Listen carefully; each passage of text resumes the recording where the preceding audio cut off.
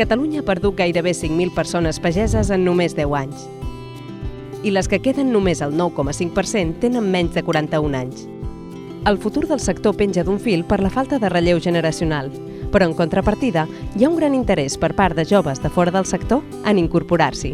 El camí per aconseguir viure de la terra no és fàcil. El jovent s'enfronta a molts reptes des del principi: la dificultat d'accedir a la terra, l'elevada inversió inicial, la manca de formació tècnica i d'experiència pràctica, la manca de contacte amb els agents agraris.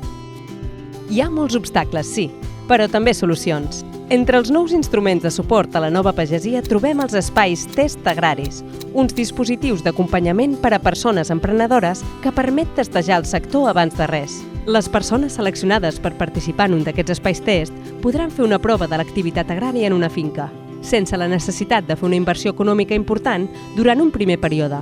També rebre el suport, l'acompanyament i la formació a nivell tècnic que necessiti, tant empresarial com personal, per part de les entitats que hi formen part. Les convocatòries per incorporar-se en un espai test agrari s'obren periòdicament i en funció dels llocs test disponibles.